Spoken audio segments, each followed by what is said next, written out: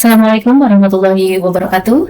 Perkenalkan, saya Fajar Suryani, SKM MKOM, dosen tetap pada program studi S1 Teknik Informatika Fakultas Ilmu Komputer Universitas Gajah Bangsa Surakarta dengan members program studi S1 Teknik Informatika. Pada kesempatan kali ini, saya akan menyampaikan salah satu mata kuliah yang saya ampu sesuai dengan bidang keahlian saya, yaitu pemrograman web 1.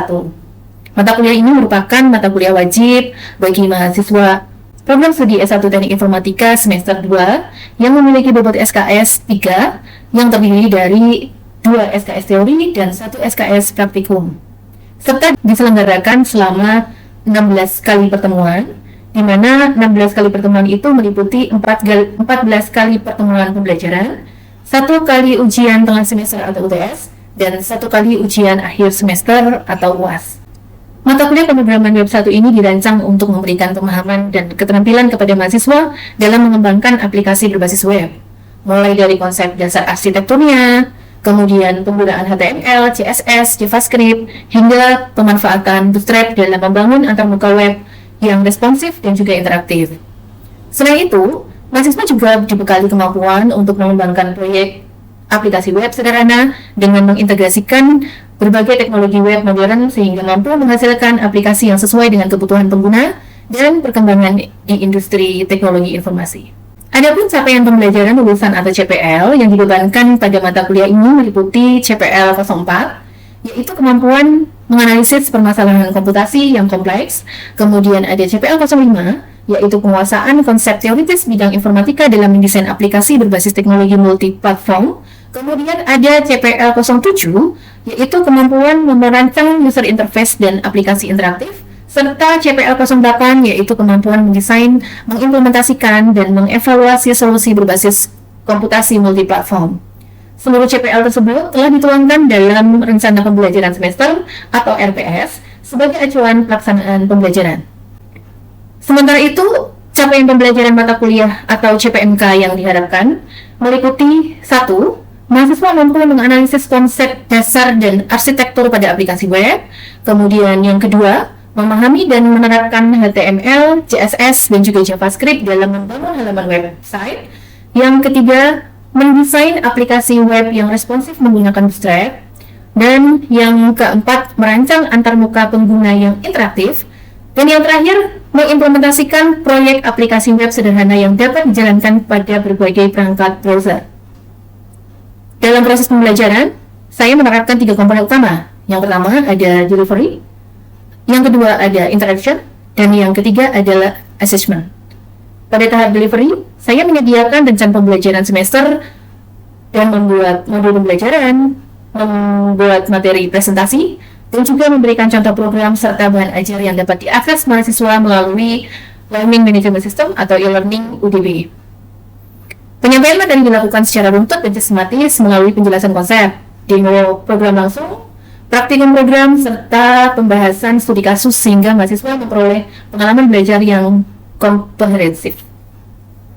Untuk mendukung proses pembelajaran, saya memanfaatkan berbagai media pembelajaran seperti presentasi interaktif, editor kode, demonstrasi program secara langsung, kemudian ada video pembelajaran, dan juga dokumentasi resmi, teknologi web, serta berbagai platform pembelajaran daring sehingga mahasiswa dapat mengikuti perkembangan teknologi web yang terus berkembang.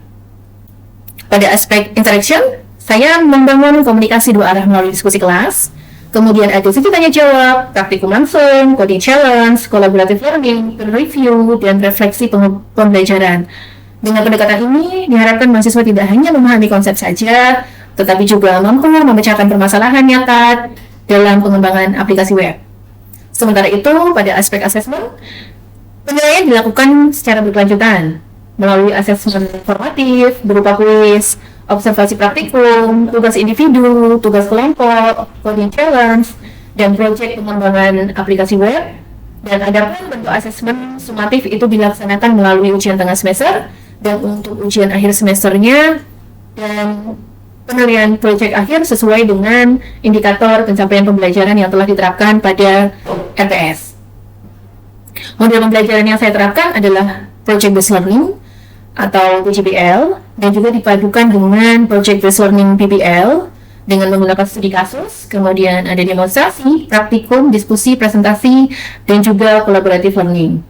Melalui model pembelajaran tersebut, mahasiswa diharapkan mampu mengembangkan kemampuan berpikir kritis, kreatif, kolaboratif, serta menghasilkan solusi berbasis teknologi web yang sesuai dengan kebutuhan masyarakat maupun di dunia industri. Sedangkan untuk referensi yang saya gunakan dalam mata kuliah ini berasal dari buku-buku pemrograman web terbaru, buku dan juga modul pembelajaran yang sudah saya susun, kemudian dokumentasi resmi HTML, CSS, JavaScript, dan Bootstrap, serta berbagai artikel ilmiah, salah satunya merupakan integrasi karya ilmiah saya, dan berbagai sumber referensi mutakhir sehingga materi yang disampaikan selalu mengikuti perkembangan ilmu pengetahuan dan teknologi di bidang pengembangan website. Baik, pada video pembelajaran ini saya akan menyampaikan materi format image pada HTML yang merupakan materi pada pertemuan kelima mata kuliah pemrograman web 1, di mana materi ini bertujuan agar mahasiswa memahami cara menampilkan dan mengelola gambar pada halaman web menggunakan elemen image dalam HTML. Pembahasan meliputi format gambar yang didukung oleh browser, kemudian ada penggunaan atribut seperti search, alt, wide, height, title, dan border, serta cara mengoptimalkan gambar halaman web menjadi lebih informatif, menarik, responsif, dan tetap memiliki performa yang baik. Dan selain itu, mahasiswa juga akan mempelajari cara menggunakan image link sehingga gambar dapat berfungsi sebagai media navigasi pada sebuah website.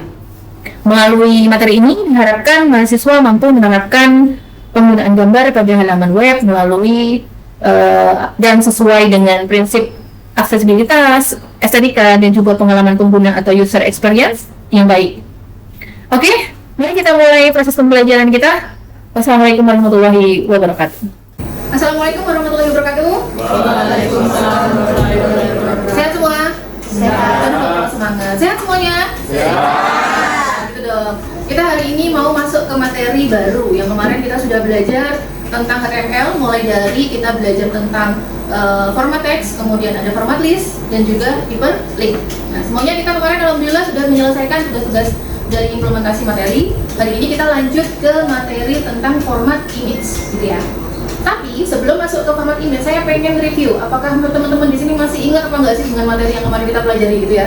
Walaupun sudah sempat kita adakan penugasan dengan deadline yang sangat mepet karena harus dikirim malam itu juga, ya kan? Jadi kita akan mencoba mereview.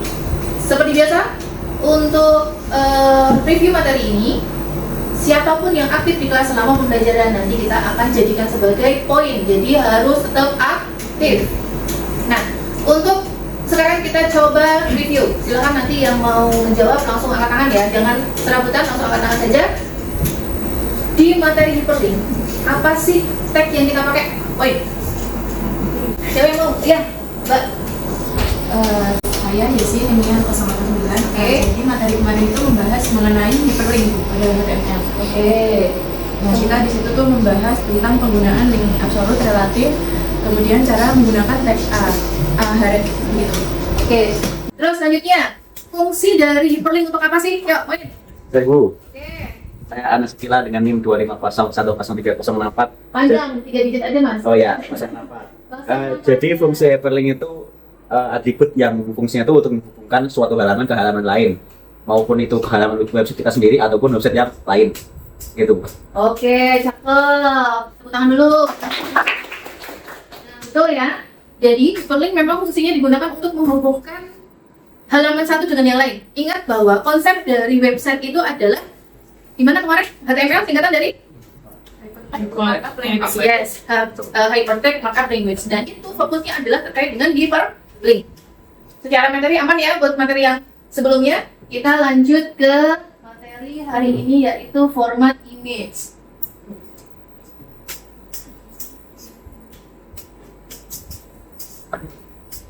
Oke, sebelum masuk ke materi, ada hal yang perlu saya sampaikan terkait dengan capaian pembelajaran. Diharapkan setelah teman-teman belajar tentang format image di sini, teman-teman bisa memahami dan mengimplementasikan elemen untuk media gambar dalam menyajikan informasi pada halaman website. Jadi, kalau kemarin kita sudah bisa mengimplementasikan mengimplementasikan untuk menyajikan teks, menyajikan list, kemudian mengkombinasikan dengan hyperlink agar teks itu bisa dilingkan dengan halaman yang lain. Hari ini kita belajar untuk bagaimana menyajikan sebuah gambar atau image pada halaman website.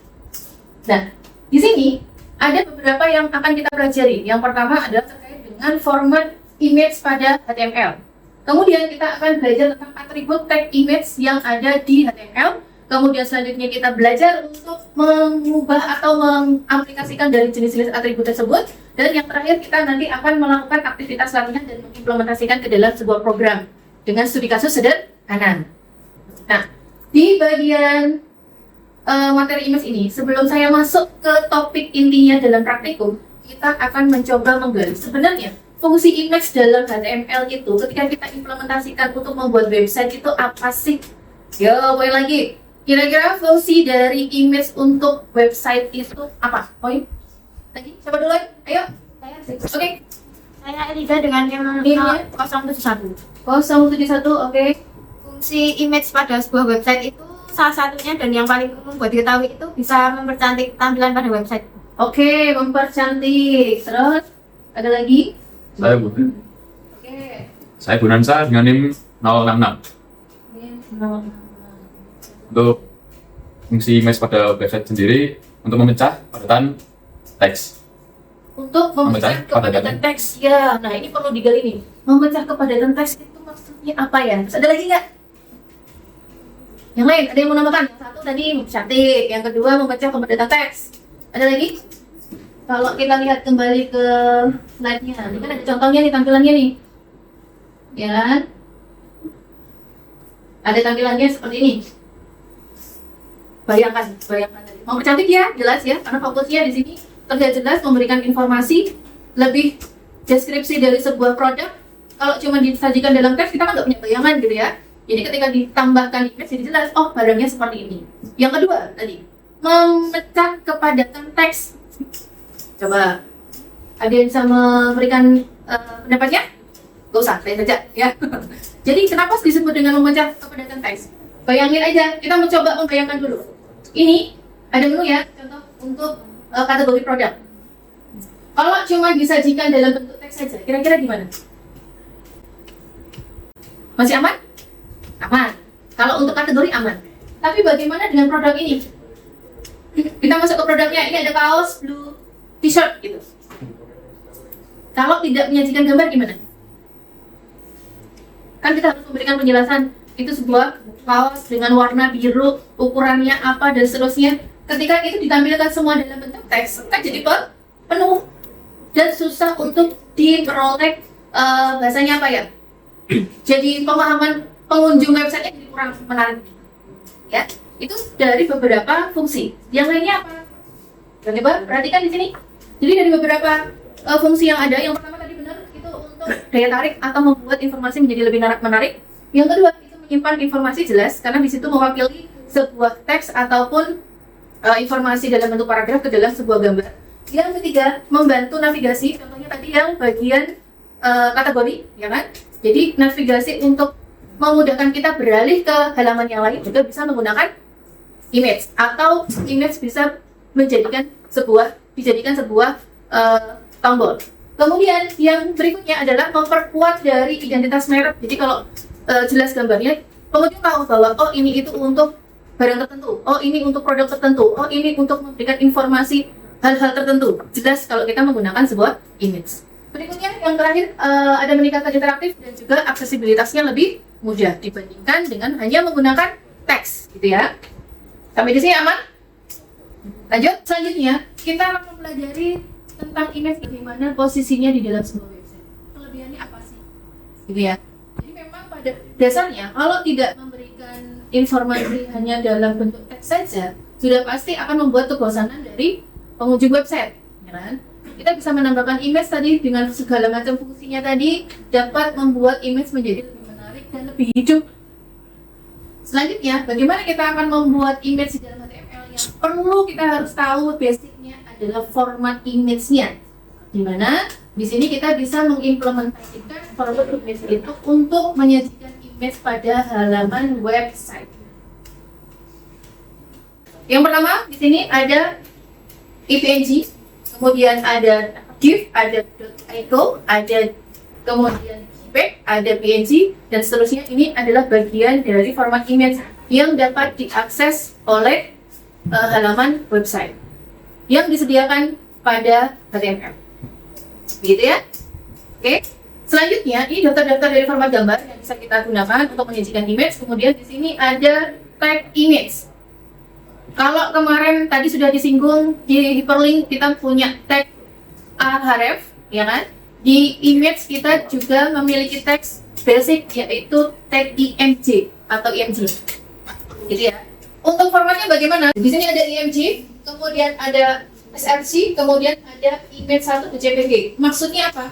Masih ingat bahwa di dalam tag HTML itu wajib dengan buka tutup huruf siku. Nah, di sini untuk img adalah tag utama pembuka pada tag image-nya untuk menampilkan gambar. Sedangkan untuk src-nya ini digunakan untuk sebagai atribut penentu gambar itu diletakkan di mana? Diambil dari mana? Kemudian untuk sama dengan ini adalah value-nya, di mana value ini berisi dari URL atau path image berada. Kalau kita mau menampilkan image-nya itu dari device kita, berarti kita menggunakan alamat path-nya. Tapi kalau kita mau menggunakan image yang bisa diakses dari internet, maka kita menggunakan URL-nya. Sampai di sini aman ya?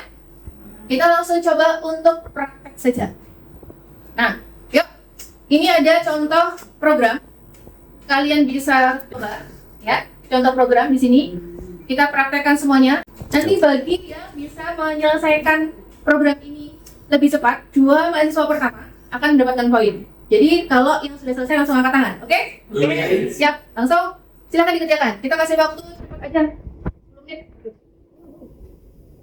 Buka file barunya pakai cepat aja. Menggunakan apa kemarin? Tanda seru. Biar nggak kelamaan nantinya. Gambarnya bebas aja. Tapi bisa pakai yang saya share di WA group. Ada image 1 boleh. Atau mau diganti dengan yang ada di device kalian juga boleh. Bebas.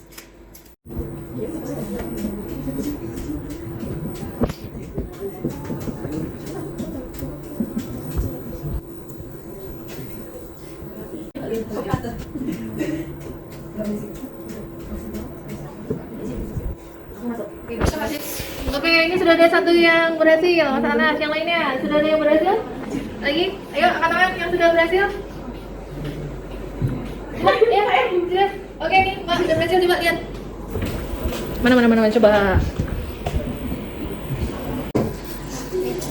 Oke, ya cakep.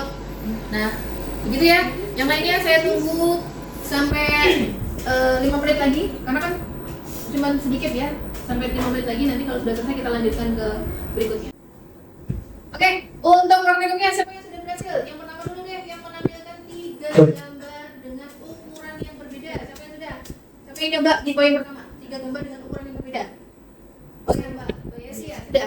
Udah, tapi ini Bu, gambarnya tuh nggak mau muncul, nggak tahu kenapa. Oke, gambarnya nggak mau muncul. Kira-kira kalau gambarnya nggak muncul, itu kemungkinan yang terjadi apa ya? Siapa yang bisa bantu? Coba, ada yang mau ngasih solusi, Mbak Yesi tidak? Ya, apa? Biasanya kalau kayak gitu salah penulisan nama kali, coba dilihat dulu. Oh ya, baik. Coba dicek. Menurutku udah, soalnya ini nama file itu tak copy paste, jadi nggak mungkin kalau salah. Boleh ini bantuin. Oke, dibantu, dicek. Ini buat yang belum berhasil, dicek apakah penamaannya sudah sama Tak tahu di belum? Terus ini kalau gambarku di sini. Itu antara image-mu yang itu sama gambarmu itu satu folder nggak? Coba dicek lagi. Enggak, tak jadiin dari 2 folder. Jadi di file HTML ku tak taruh di folder yang pertama ini namanya image. Terus yang gambar tuh tak taruh folder sendiri namanya gambar biar gampang gitu. Berarti kesalahannya itu letaknya di foldernya karena gambarmu nggak ada di foldernya di folder yang sama. Makanya dari tadi kenapa nggak bisa walaupun namanya udah sama.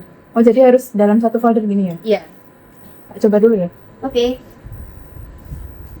Oke, jadi bisa 2 kemungkinan ya. Ketika gambar tidak muncul, itu ada 2 kemungkinan yang terjadi. Yang pertama, pastikan nama gambar harus sama persis, jangan sampai ada typo. Yang kedua, terkait pelengkapan nama. Karena ingat bahwa kita mau akses dari email itu source-nya berdasarkan dari URL atau path-nya, alamat filenya. Jadi kalau misalkan alamat filenya itu tidak sesuai, maka harus apa? Dicek lagi. Cara mudahnya gimana? Cara mudah yang pertama, pastikan penyimpanan resource dari image itu dalam satu folder dengan HTML-nya. Yang pertama. Yang kedua itu pastikan jika memang dipisah ke folder yang berbeda. Contohnya untuk folder image sendiri, untuk folder program sendiri, maka kalian harus sertakan nama path-nya. Jadi dia ada di folder apa lengkap, gitu ya. Itu solusi untuk masalah yang dihadapi Mbak Yesi tadi ketika ada image yang tidak dapat diakses. Gitu? Oke. Selanjutnya untuk yang poin 2, deskripsi. Berikan deskripsi jika gambar gagal dimuat. Tadi kan punya Mbak Yesi kan gambarnya gagal dimuat. Ya, cuman langsung tidak menampilkan gambar tanpa ada keterangan apapun. Siapa yang sudah mencoba untuk memberikan deskripsi pada gambar ketika gambar itu gagal dimuat? Yuk, siapa? Yang sudah? Yang lain? Oke, Mas Bonanza. Ini semua gambarnya tidak muncul karena kita sebagai user tahu gambar ini sebenarnya gambar apa. Yes, betul. Jadi kasih keterangan. Jadi misalkan tadi kan ada gambar laptop gitu ya, ada gambar komputer. Kenapa nggak muncul? Jadi kita kasih keterangan. Mungkin nggak muncul itu bukan karena kesalahan codingnya, tapi karena mungkin ngambil dari internet dan akses internetnya lagi nggak bagus, akhirnya kan gambarnya nggak muncul.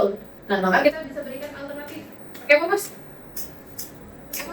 ALT, ya. Pakai atribut ALT digunakan untuk kita cek dulu. Nah, ya betul begitu. Oke. Nah, ini aktif semua, dapat poin semua ini nanti. Yang lain sudah berhasil yang ini? Udah di ini?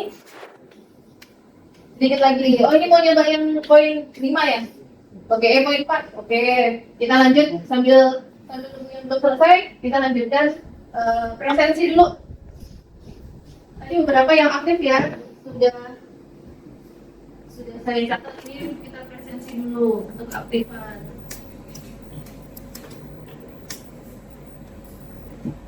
Hadir? Izin Bu. Oh, izin. Ya, tidak hadir.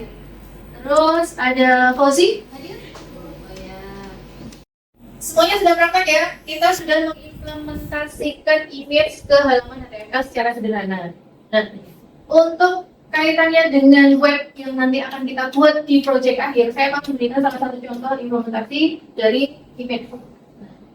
Ini adalah contoh implementasi dari sistem rekomendasi wisata Kabupaten Wonogiri menggunakan knowledge based recommendation. Jadi, di sini kita akan menyajikan sebuah informasi terkait tempat wisata yang ada di Kabupaten Wonogiri. Kemudian menyajikan informasi terkait wisata tersebut dan disajikan ke dalam bentuk gambar. Nanti untuk detailnya belajar mulai dari halaman yang kita sajikan. Teman-teman bisa buka di link yang ada di slide ini. Nanti saya share slide-nya lewat e-learning ya. Nanti silakan dipelajari. Ini adalah implementasi dari penelitian saya bersama teman-teman untuk membuat sebuah sistem rekomendasi dengan menyajikan tempat wisata yang ada di Kabupaten Wonogiri. Jadi nanti silakan teman-teman buka linknya, diakses, dipelajari di rumah. Buat referensi nanti kita membuat tugas atau proyek akhir. Selanjutnya penugasan. Karena materinya sudah selesai, ini ada beberapa penugasan sebelum saya tutup ya.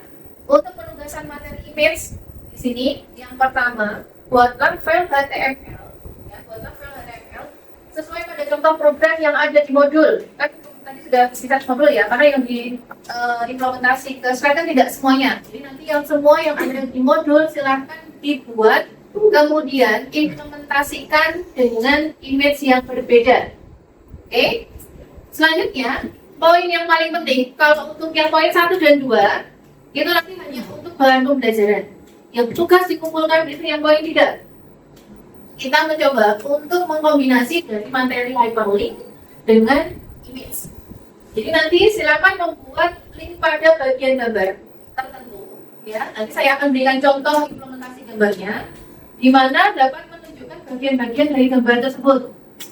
Nah, nanti Misalkan di contoh event 1 yang kita pakai tadi, misalnya nanti di situ akan ada keterangan kalau kita hover pada gambar PC, maka dia akan memberikan keterangan PC. Jadi link-link itu nanti akan beralih ke halaman yang berbeda, gitu ya.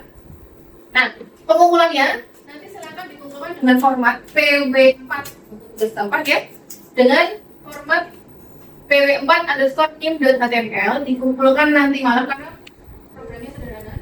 Seperti biasa dikumpulkan paling lambat nanti malam jam 2:35 di e-learning pertemuan ke-5. Ya. Contohnya seperti apa?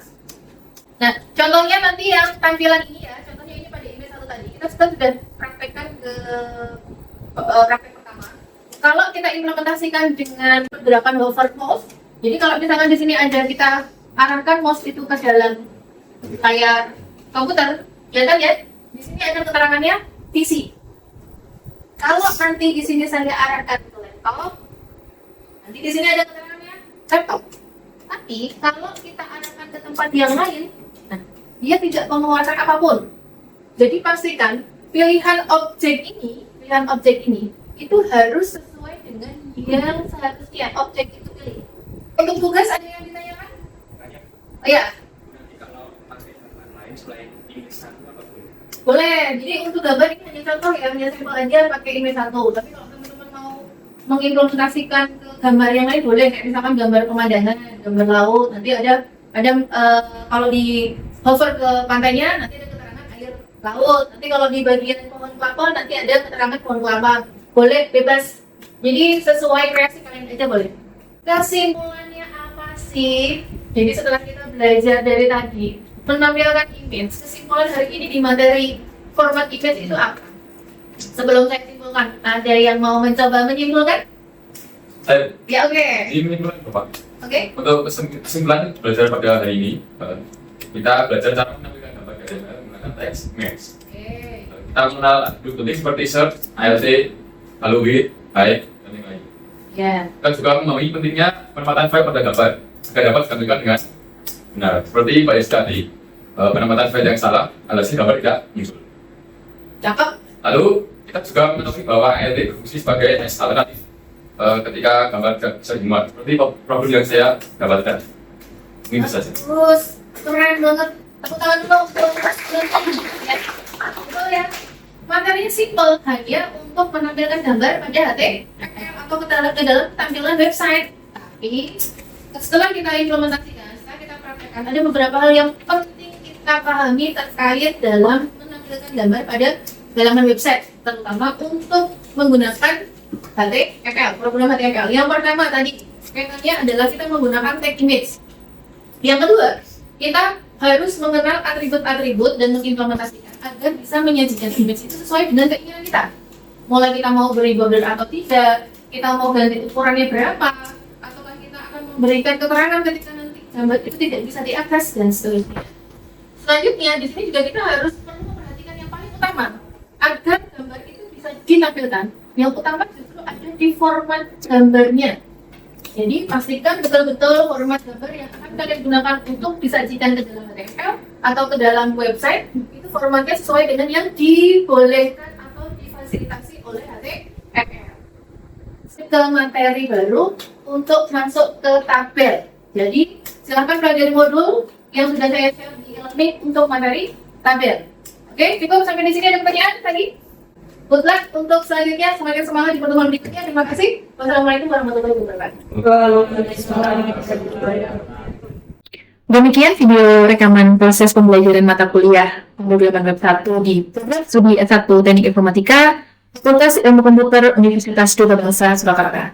Video pembelajaran ini disusun dan digunakan sebagai salah satu kelengkapan dokumen pernyataan dari dosen dalam rangka untuk kerja tridharma perguruan tinggi atau UKTPT sebagai persyaratan mengikuti sertifikasi dosen atau SEPDOS.